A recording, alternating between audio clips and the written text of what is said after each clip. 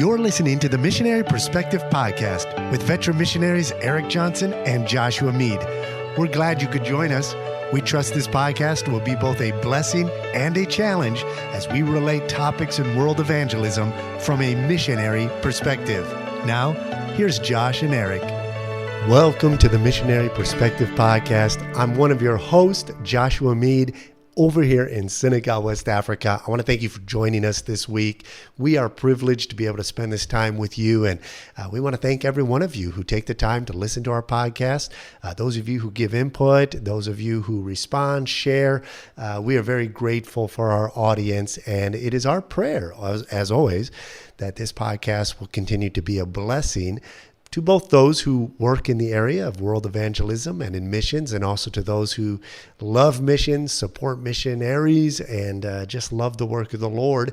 This week, we're going to do something a little bit different. Eric and I are going to touch on the topic that is not often spoken of publicly or often by missionaries, and that is the topic of stress and that genre of difficulty on the mission field. Every one of us, no matter what line of work you're in, is going to face different levels of stress, whether it's your occupation, whether it's in your home, whether it's relationship stress, whether it's even at church among other believers. I mean, there's all kinds of areas in life can throw stress at us.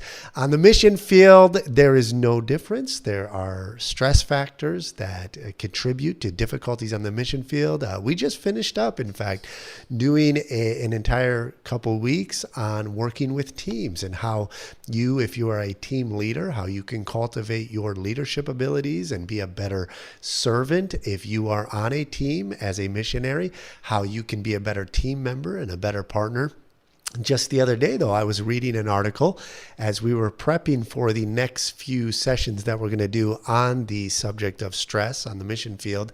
One of the articles I came across shared that one of the biggest reasons why missionaries leave the field is because of stress that is resulted from difficulty with working in teams. And so we want to share a few more resources in the future about working on teams. We believe it's biblical. We believe that if you are serving Jesus, you ought to be able to partner with other believers for the greater good of the advancement of his kingdom. But there are certain principles you need to put into place. If you haven't had a chance yet, go back and listen to the last few episodes we did on teamwork. But we're going to touch a little bit on that. This week, we're going to do something a little different. As I already mentioned, Eric and I are both going to share some personal stories of some stress that we went through. I'm going to share one particular story, which I would say is probably my first real experience of culture shock. And the reason we're going to talk about stress on the mission field, while all of us face stress, there is something unique to living on the mission field and facing the same stress. When you face stress that, sure, you might face the same type of stress in the States, but when you're on a foreign field, when you are in a country that is not your own, there are so many more factors that are added to the stress that you might not even realize that can make it much more difficult to handle those burdens and that stress. And if we do not approach it correctly, if we do not bear those burdens correctly, if we aren't walking with the Lord and putting biblical principles into practice, that stress can really get to us, and it's destroyed really the careers of many missionaries. Many missionaries have had to come home because you reach a breaking point.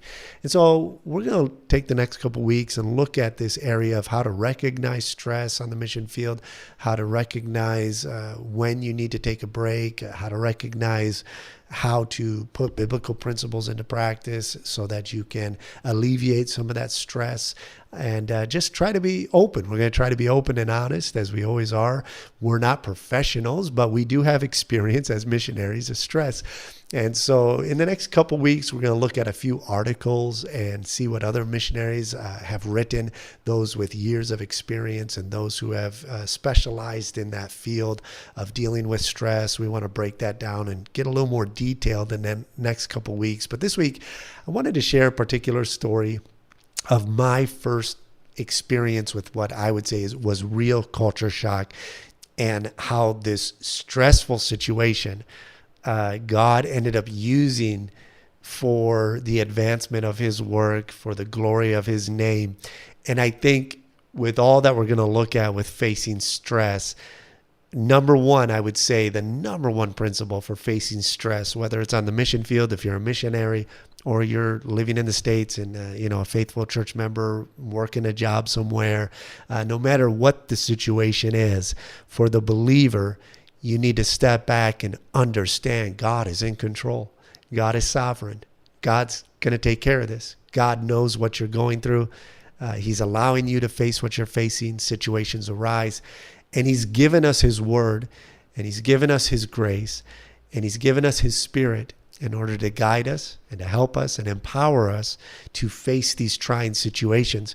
And if it wasn't for the grace of God, if I hadn't recognized the hand of God in it, then I think this might have been one of those situations where after it was over, our family look at each other and say, yeah, I don't know if this is for us. And it does happen. And so we really need to prayerfully ask the Lord to help us to face all kinds of situations, especially if you're a missionary in the mission field. So my first couple of years, I don't think I really specifically can put my finger on any one factor that I said, this was culture shock. This is what I was facing. And even unconsciously, I was going through this difficulty, and it began to bear fruit later, and some negativity that was coming out, or bitterness. There was nothing really I could put my finger on. Senegal is the only country we know. I have visited other countries, but when I was a freshman in Bible college, I knew I was going to Senegal, West Africa. It's the only country that I am very familiar with here in Africa. And so I don't have another reference point. I didn't have another country to compare it to. And so we expected it to be bad in the sense of it being a difficult transition. And so we were expecting certain things. And I think if you go into it with an expectation of reality, not negativity, but just reality, this is the way it is. It's going to be tough. These are some of the situations that are going to be difficult, and we'll face those as we come. And I think that because my wife and I had this expectation of reality of what we were going to face, the difficulties and how long it will take to see a church work get started, we understood the reality of these things. I think that because of that, we didn't face immediately any major culture shock during our first term. I remember we did our first furlough, and there's struggles there. We'll talk about some of the reverse culture shock as you return to the States, and some of the difficulties and stress that comes with your furloughs and returning to the States, and the transitions and traveling and all of that. We'll talk about that in a future episode. We finished our first furlough, though. We came back, and we were here a few years, and a gentleman in our church had led a police officer to Christ. Now, there are different pockets of ethnic groups scattered throughout Senegal, and one of the main ethnic groups that are responsive to the gospel right now, the Jola people, they are mostly located in the south of Senegal. We don't have a ministry down there yet. There are only a few missionaries down there, but many of the people who attend our church are from the south. Many are responsive to the gospel. Well, this gentleman was a police officer who had been stationed here, and a gentleman in our church who is from the south of Senegal. He's a faithful member, faithful evangelist, sharing the gospel faithfully. Began sharing the gospel with this gentleman who was having really a lot of difficulties in his family. I didn't know the whole story until we sat down and discussed it, but back in his home in the south, something went down between his family and the village he was from and his brother, and they ended up putting some sort of a curse on him. All right, we're not going to go into all the details of all of that, but I mean, animism was the main religion, and this stuff is real, the witch doctor and all of that. It was messed up, and so they put a curse on him, and because of this curse that they put on him and his brother ended up actually taking his own life, and it was quite a gruesome thing that had happened. It was hard for the family to process what exactly had happened, how he died, and all of this. And so his brother, the police officer, who his name's Bruno, he was stationed up here, he took and began taking care of his brother's child, sent him up here to live with the family, with Bruno, his wife, and his child. He had one child. And so he's taking care of him, but there was this psychological fear, this torment that he was dealing with, that was just difficult. I can't even begin to imagine a family and village putting a curse on you and your brother taking his own life in a very gruesome manner. And so that was playing on his mind heavily. He was really dealing with some demonic oppression. And this gentleman in our church ended up sat down with them, shared the gospel with them, and as he began to fully understand his need for Jesus, he repented, he put his faith in Jesus Christ, and was born again. We came back and I was introduced to him, and he was, man, you could just see, I hadn't met him before, but you could see a joy in his eye. I remember the first meeting we had with him. We were going to study the Bible together at his house. And so he came out with his pack of cigarettes in one hand, the Bible in the other hand. He's like, man, I'm ready to go. I said, all right, let's do it. So we sat down, started studying the Bible together. And little by little, we would work with him. He was very busy as a police officer. But one thing we noticed was that he had never, he didn't have much time to attend church. We tried to do discipleship as much as we could. I would meet with him as many times as we could. And we were letting the Spirit of God work in his life. And he was growing, it seemed. I do believe his confession of Christ was sincere, that he was saved. Long story short, after a few months went by, maybe 6 months went by, one of the areas I noticed, he hadn't yet been able to shake his dependency on alcohol. A lot of people from the South drink a lot of alcohol, and that has a lot of connotations with that, with alcoholism and drunkenness that can really take a toll on a person, not only physically, but also spiritually and mentally. And so while he seemed to be growing, that alcohol still had a hold on his life. And so the stronger hold it would take, I noticed he was getting further and further away from being faithful to Bible studies and discipleship. And we were really trying to push and help him as much as we could. And we didn't realize that he was still struggling mentally, psychologically with the entire situation.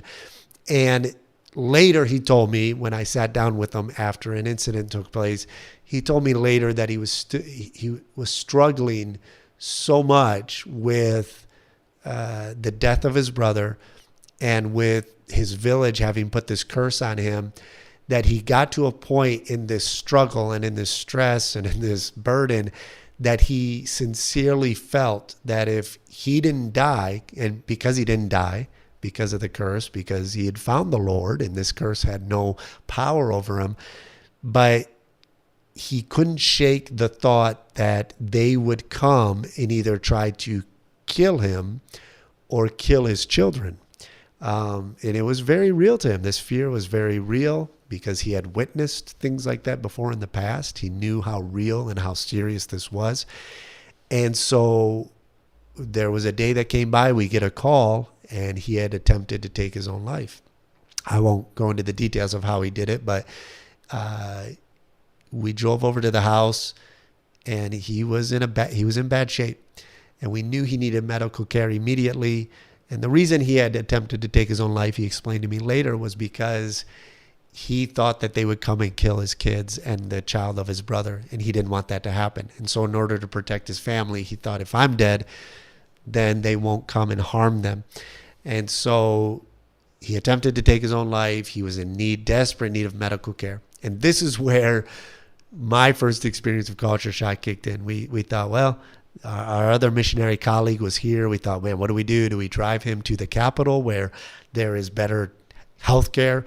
Or do we drive him to the hospital here and try to get something done, pump his stomach, and maybe if we can pump his stomach with something that he had swallowed, that can maybe save his life and give an opportunity to maybe save and salvage the damage he had done. And so we finally just thought, okay, it's 4 hours to the capital. Let's get him to the hospital here. So we drove him to the hospital. We checked him in.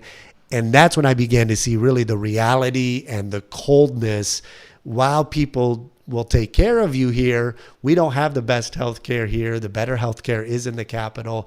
And they do have good doctors here that do their best with the resources they have. They're very limited resources, but in Africa, and specifically in our country, in an predominantly Islamic country, when somebody attempts to take their own life, both in the Roman Catholic view of those who live here and the Islamic view of those who live here, if you commit suicide, you go straight to hell. And people don't want to even touch you. And so the first thing I noticed was they took him and isolated him and put him in this separate room. And I'm looking on my phone. I'm looking up, what do you do when this happens? What he had done, this thing he had done to himself. I'm like, okay, is there a medical procedure that we can reverse what he did, that we can help him? And I found something online, something that if you do within the first few hours, it can maybe help to salvage what he had done. And so I go to one of the doctors. I'm like, hey, you got to try to do this. Like, oh, we'll get to it. It was just, there was this coldness and this callousness. The sergeant of not the sergeant, but one of his partners showed up from the police. I said, hey, look, they're not doing anything here. They just got him in a side room. Why don't you let us take him to the hospital in Dakar? He said, look, it's a police matter now. You've already checked him in the hospital here. We'll take care of it from here. Because he's a police officer, we cover the medical, and so he has to go through a process of being taken care of through the process that we do. And I said, look, man, this is urgent. If we don't reverse this immediately, if we don't get this procedure done immediately, it's going to be bad. We've got to try to do this. And he just said, we'll do what we can do. And I sat there and just was putting pressure on. Come on, let's do something. My missionary colleague, he as well was trying to put pressure on. And they just left him in this room. And there was just this coldness and this callousness. And I began to sense something within me, this confusion, this frustration, this stress began to arise because this is a human life. And people just seem so callous and indifferent with trying to help him and save his life that I got so upset. I had to leave the hospital. So I walked out because nobody was doing anything. And I wasn't able to do anything. So I just left, and we got in touch with somebody else. We said, hey, we got to get him to a hospital in Dakar. I'll pay for his bill. I'll do what we got to get him to the best hospital. And this other police officer said, no, look, he has to go to a specific hospital in the capital. This is the one where the police officers are treated. I said, all right, well, we can drive him there. They said, no, we'll get an ambulance and we'll take him there. And I said, all right, can you get him there tonight then? Like, what are we waiting for? And they said, well, look, we called the hospital and they don't have, number one, it's a Friday night. They don't have any beds available. And number two, even if we could get him there, the doctors don't work on the weekends at this hospital. I said, are you kidding me? Like, you can't call a doctor in to get this taken care of? Like, this is an emergency. And he looked at me, and this is where, I had to walk away and just kind of cool off. He looked at me and said, look, if it's an urgency and if it's an emergency today, it'll still be an emergency on Monday. We'll get him there on Monday and try to see what we can do. And I didn't know what to say. I was so upset. And I didn't realize that right now I'm going through this culture shock, because not only is it for anybody, this would be a frustrating situation, but I'm trying to comprehend the mindset of another culture, trying to process how they approach death and suicide and medical care, and just this, what I interpreted as callousness and as indifference and hardness. I wasn't able to process everything that was going on. And so, the stress is rising up. The frustration is rising up. And I just had to leave again. So I left. We get out. I'm making phone calls. I'm trying to work something out, or trying to figure out what to do. Finally, I get a call, and they said, hey, so we were able to get a bed at the hospital. So we've got him in an ambulance, and we're going to take him there, but there's no guarantee that a doctor will be available, but we are tonight going to get him there. Would you be able to drive his wife to the capital so she can be there with him? I said, absolutely. I'm going to come back downtown, and I'm going to catch up with the wife, pick her up at the hospital, and we'll drive directly to Dakar, and we'll try to meet you guys there at the hospital. So I begin making my way back downtown. There's a bridge, one bridge that goes to the downtown where the hospital is. So you cross this bridge, and I remember I get across the bridge, and I'm just focused. I'm trying to process this whole event. The stress is rising and all of that. So as I get across the bridge, it's a one-way street. So I make my way around to the right. And as I'm going around the post office to make my way to the hospital, this car from behind me just comes whipping around and cuts me off and stops in front of me. The passenger jumps out and just starts screaming at me. And I'm thinking, what is going on? What is this guy's problem? And he's yelling, you cut us off and you didn't have the right of way and this and that, which I did. I don't even know where he came from, but it's a one way and I did have a right of way. But all that being said, the driver gets out and it's a gentleman dressed in police uniform. And I'm thinking, oh man, these guys are police officers. What on earth is going on? The one who's doing all the yelling, he was dressed in civilian clothes.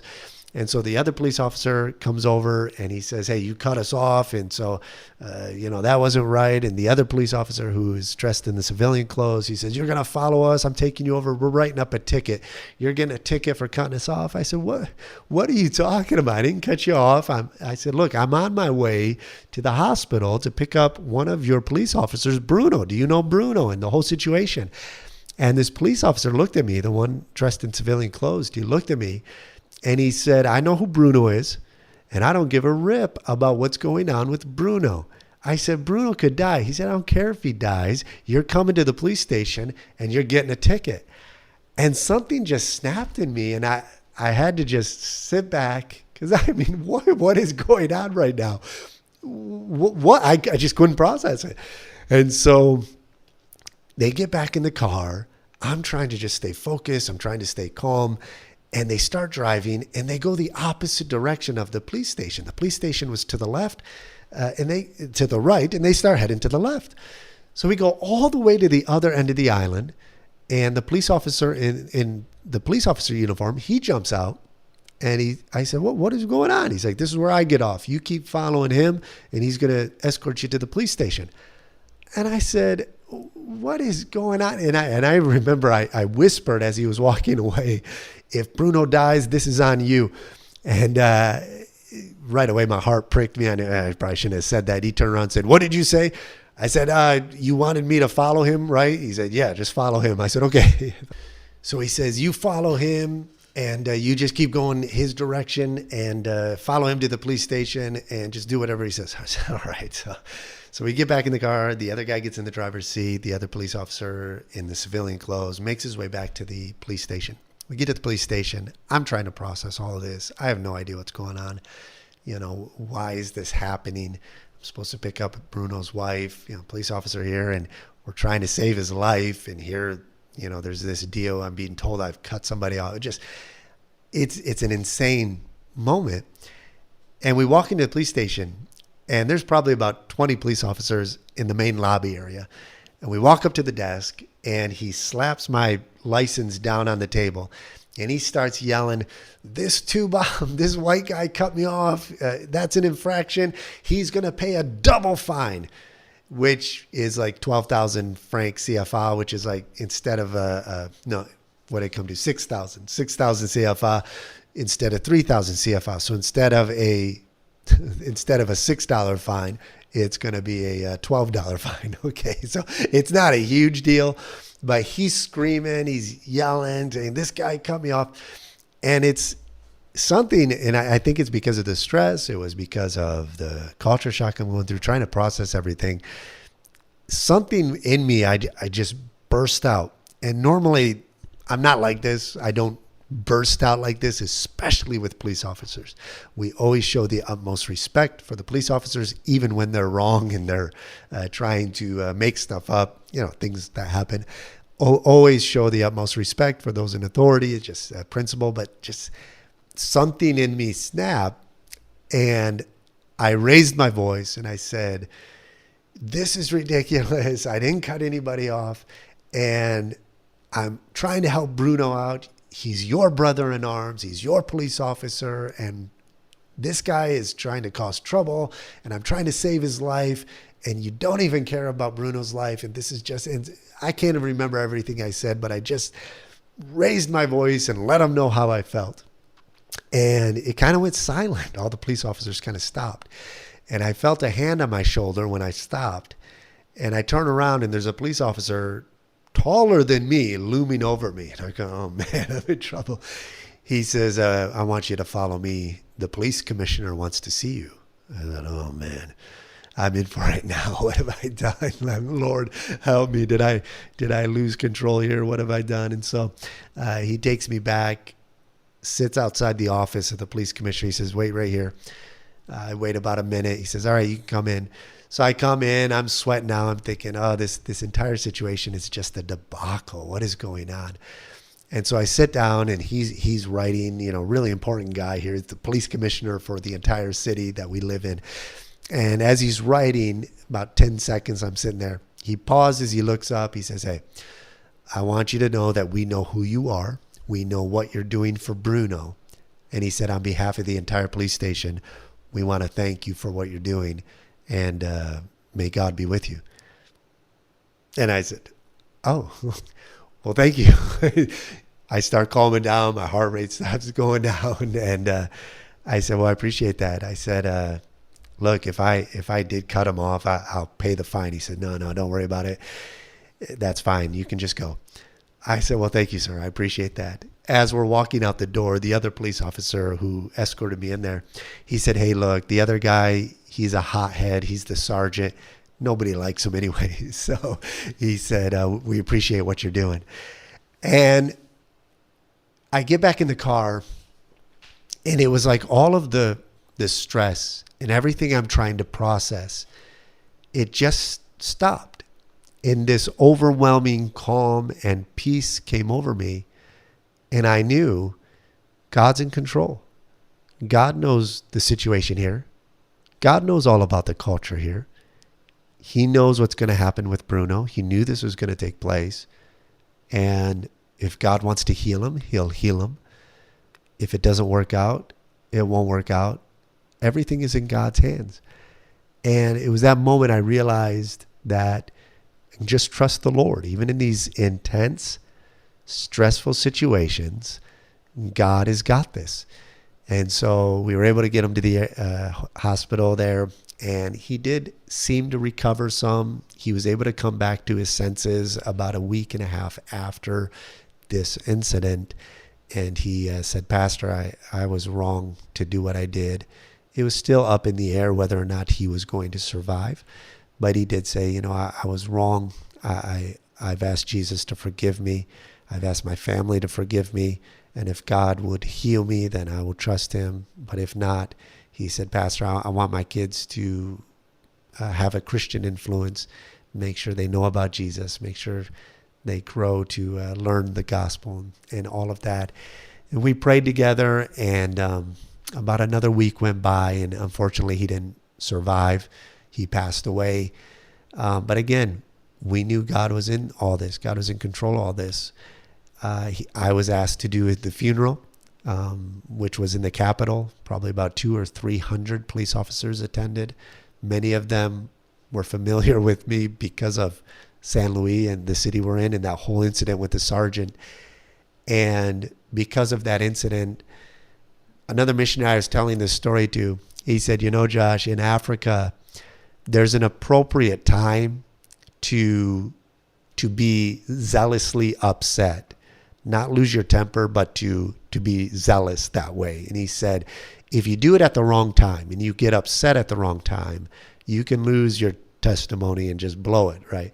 But he said, if you express that zeal and that passion at the right time, it'll go a long ways. And he said that was the right moment to express that type of passion, because it showed those other police officers your care and love for their fellow police officer. And I thought it kind of was contrary to my personality to behave that way in that intense moment. And I trust the Lord that it was the Lord leading me in that, even though I felt it was an outburst of my stress. But again, if you just put your trust in the Lord, it's amazing how even in those moments that are overwhelming and are difficult to process, especially if you're on the mission field, you just trust the Lord that he's in control at the end of the day. And it's amazing how he works even the most difficult, crazy situations. He works out to advance his glory. I was able to preach the gospel at his funeral to all of his family. Half of his family were Muslim, half of his family were Catholic, and another portion of his family were animistic. And then all the police officers who were there, probably 500 people in total at this funeral, that I was able to share a clear presentation of the gospel. And afterward, there were about 10 men that approached me and said, hey, we are followers of Jesus. We're born again believers. And they said, we want you to know, we've been praying that God would not only save Bruno out of this situation of the curse with his family, that he would get saved out of it. He said, we want you to know, we believe God answered our prayer. And even though he's passed away, God answered our prayer that he came to salvation. And our prayer as well is that God would use his testimony to get the gospel to others. And he said, we believe that this was an answer to prayer, to our prayers that we've been praying for years, for God to do a work among our people and among our village specifically and in our family. And we want to thank God for your testimony and just how God worked all that out. And I even remember at the funeral, after I gave the message, the Catholic priest of the family was called upon to come up and give a final word. And I thought, oh man, he's gonna reverse everything I just said. He stood up and said, well, there's nothing more for me to add. I want to just reiterate everything that Pastor Dowda said there. We agree with. So I said, okay, well, not sure if you fully understand or agree with it, but hey, at least you didn't reverse it and you confirmed it. So that's good. And so I wanted to share that story because a lot of missionaries out there, especially if you're younger, sometimes we'll go through culture shock. You'll go through situations, intense situations like that, and it's either going to make or break you. And for me personally, I think the key was just understanding God is in control. That's it. God has a plan in every step and avenue and situation and difficulty that we go through. And it may not be easy to process, but if we begin there, God is in control, God has a plan in all of this, then I think it will be easier to process those difficulties. Well, I wanted to share that. Next week, we're going to get a little more details into kind of how to face certain stress points. What are stress points on the mission field? I know Eric will have a story or two to share in this podcast. Appreciate you taking the time to listen. I hope this story has been encouragement to you, whether you're a missionary going through culture shock or stress, that I hope it's encouraged you to step back and see God's sovereign control in your life and in the life of your ministry. And then if you're a faithful listener who's a member of a church, supporter of missions and missionaries, I hope it's encouraged you to continue to pray for your missionaries as they go through stress and to recognize that He's doing a great work on the mission field. This is the Lord's work, and He's going to advance His kingdom. We just have to trust His care. Thank you for listening, taking time to listen to this podcast. Be sure to like and share this podcast. Share it with somebody that you think it'll be an encouragement to. Leave a comment. Let us know you're listening. Let us know where you're from. And if there are any other topics you want us to touch upon, let us know. We'd love to hear from you. Have a great day. God bless.